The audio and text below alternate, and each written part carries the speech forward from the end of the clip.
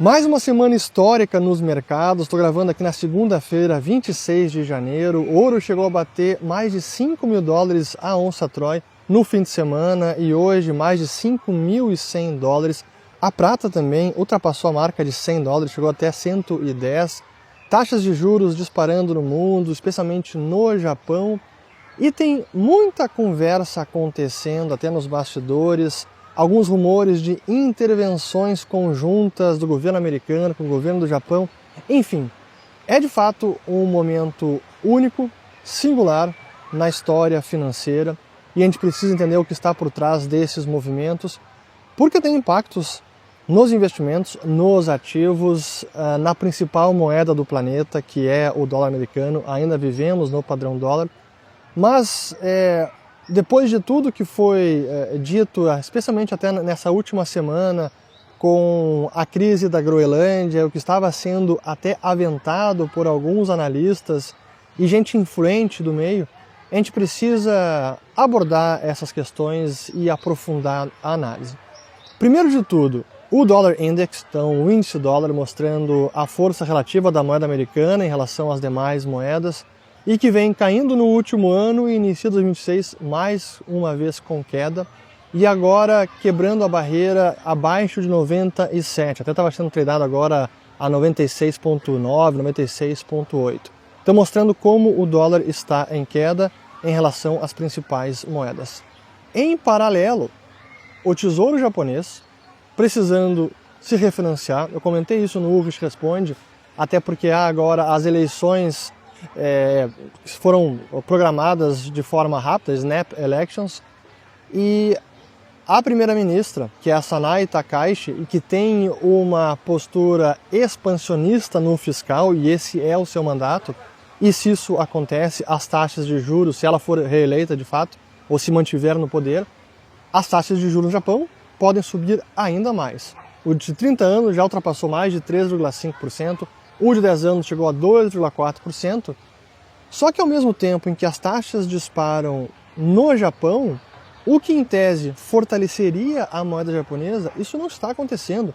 E é um movimento que é muito inusual, para dizer o mínimo, porque a gente viu ao longo dos últimos 10, 15 anos, quando o diferencial entre a taxa americana e a taxa japonesa diminui, o iene se aprecia, porque está diminuindo o carrego. Quando acontece o oposto, o iene se deprecia, pois agora o spread, o diferencial de juros está caindo e o iene está se desvalorizando.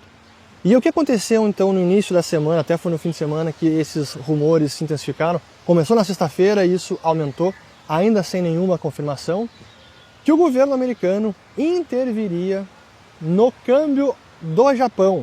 Não é o câmbio americano, não é no dólar, não, interviria no câmbio japonês para evitar uma queda mais forte da moeda japonesa.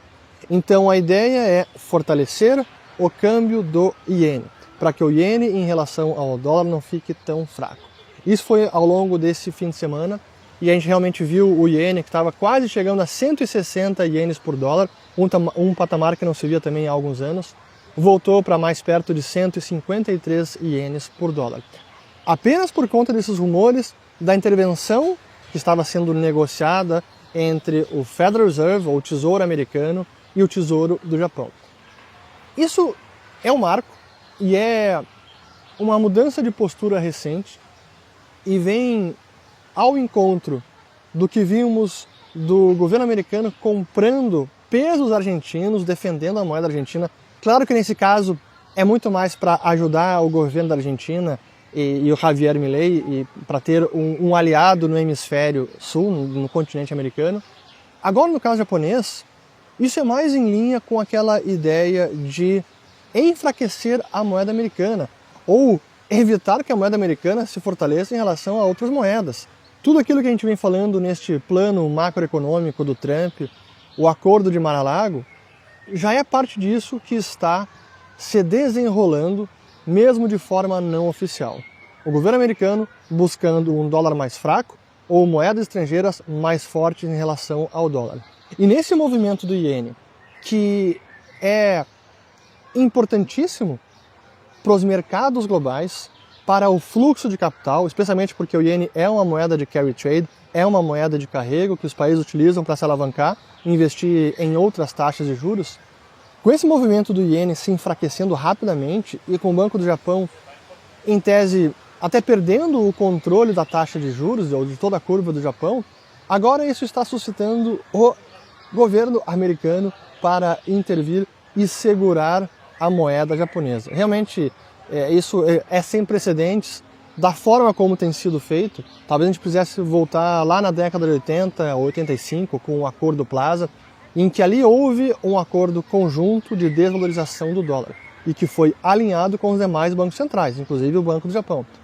Agora não temos isso ainda. É mais intervenções pontuais, esporádicas, quando os mercados requerem algum tipo de interferência do governo americano para evitar que o dólar se fortaleça e para que ele continue na rota de desvalorização. Isso já está acontecendo, inclusive, também com o euro, que tem se fortalecido em relação ao dólar.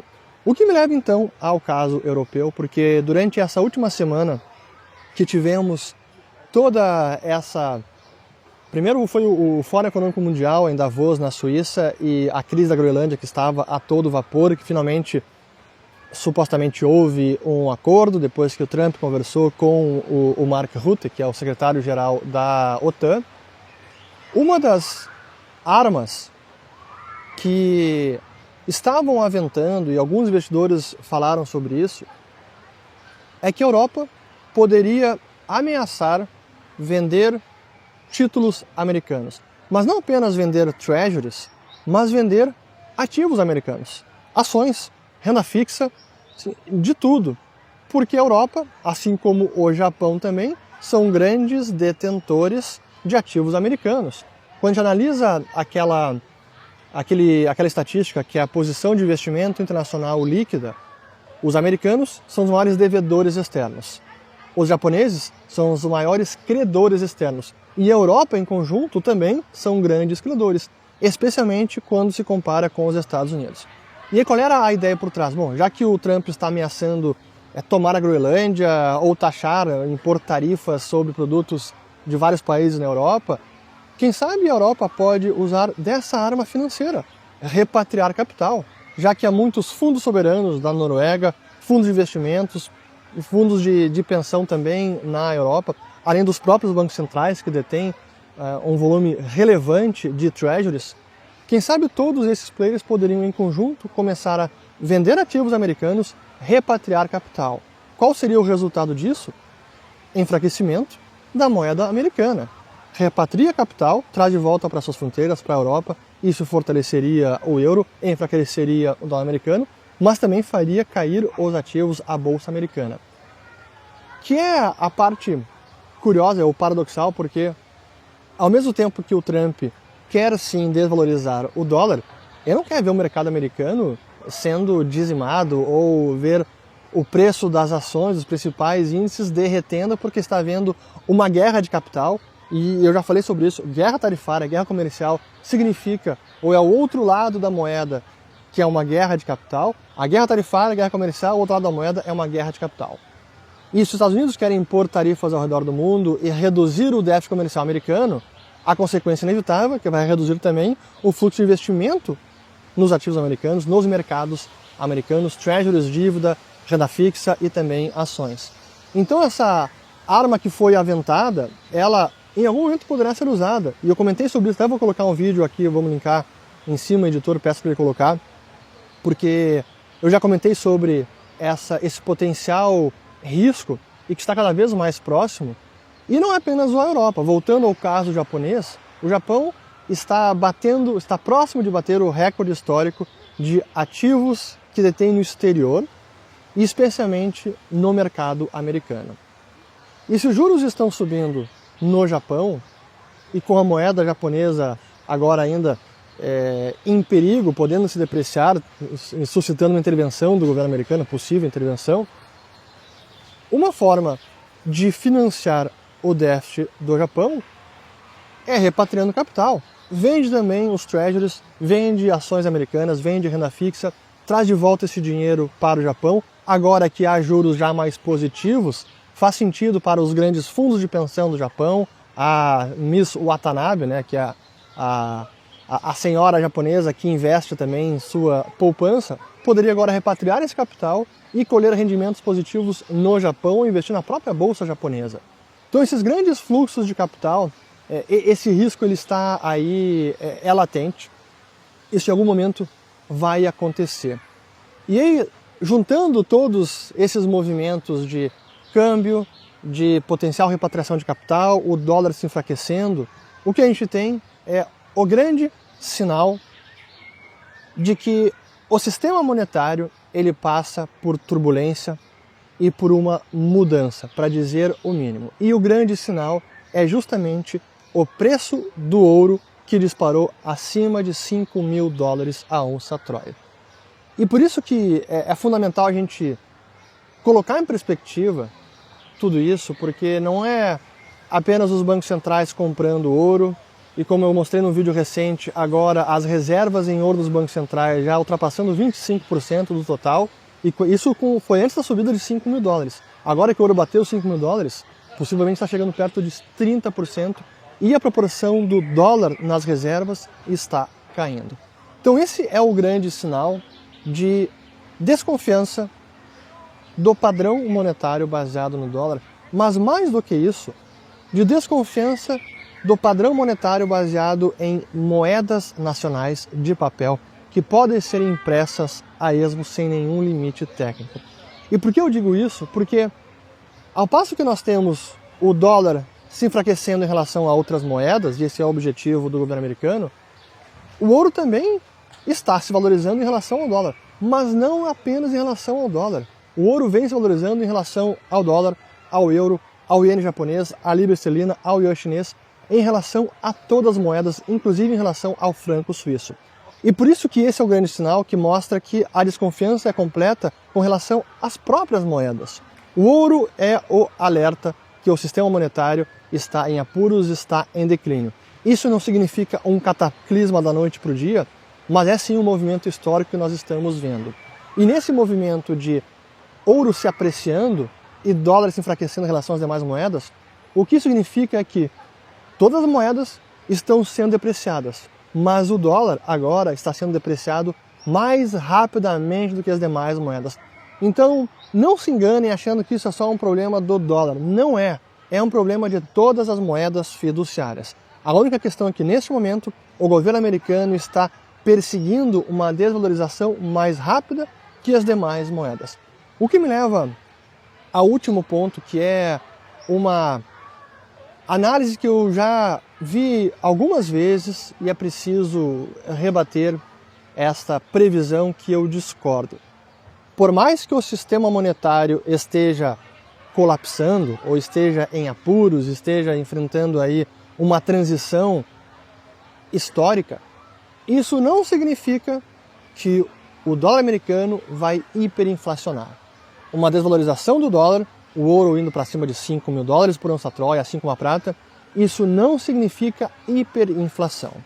Porque é preciso entender que hiperinflação é a consequência mais absurda possível, porque significa o fim do poder de compra de uma moeda. Significa o colapso completo de uma moeda em que ela perde todo o seu poder de compra. Como vimos no Brasil, com Cruzado Novo, Cruzeiro Real e outras moedas, como se viu também na Argentina, o Bolívar venezuelano, nós não estamos nesse estágio da moeda americana. Sim, ela está sendo desvalorizada, mas não a ponto de gerar uma hiperinflação. Para gerar hiperinflação, para produzir um colapso na demanda por dólar, porque o que significa a hiperinflação não é apenas uma impressão em excesso de moeda, é concomitantemente uma queda também na demanda pela moeda. São as duas forças que atuam conjuntamente. A oferta de moeda aumenta, é o Banco Central aumentando sem parar, e a demanda por moeda também colapsando, fazendo então a demanda cair, e assim que a moeda vê o seu valor, o seu preço caindo para o mínimo, perdendo todo o seu poder de compra, como se viu também na República de Weimar, na Alemanha, na década de 20. Para chegarmos a esse cenário, com o dólar americano, que é hoje o padrão monetário, a unidade de conta do planeta, a gente precisa ver uma impressão de dólares muito maior. Além do que se viu na pandemia, não é o suficiente o que aconteceu, porque houve sim um experimento monetário, como eu digo, foi um choque monetário enorme, mas logo depois ele foi contido. Imprimiram 4,5 trilhões de dólares, mas depois até esse dinheiro foi enxugado da economia, que é o que aconteceu nesses últimos 2, 3 anos pelo Fed. Então, não se enganem que, apesar do cenário ser histórico e de ser sim uma tendência inevitável de desvalorização de todas as moedas, não significa hiperinflação. Hiperinflação é algo catastrófico e é muito difícil de ver numa moeda que é a principal moeda do planeta. Teremos sinais de que hiperinflação está a caminho, mas ainda não é esse o estágio. Espero que não cheguemos e acredito que não vamos chegar, porque esse também não é o objetivo, a intenção, o desejo do Federal Reserve. Talvez o Tesouro Americano e o Trump queira que o Fed monetize mais a dívida, ajude a financiar o déficit, mas haverá forças contrárias que tendem a evitar esse cenário de hiperinflação. Então, hiperinflação do dólar ou das demais moedas de reserva, hoje eu não acredito. Quem sabe daqui muitos anos, ou se algo mudar, a gente volta aqui a trazer o assunto. Compartilhem esse vídeo, se inscrevam aqui no canal também, ativem o sininho. Qualquer dúvida também sobre investimento, sobre alocação, sobre o seu patrimônio, converse com a nossa equipe da Liberta Wealth, nossa consultoria financeira independente. Vou deixar o código QR aqui na tela e o link na descrição do vídeo. Por hoje é só, obrigado e até o próximo vídeo.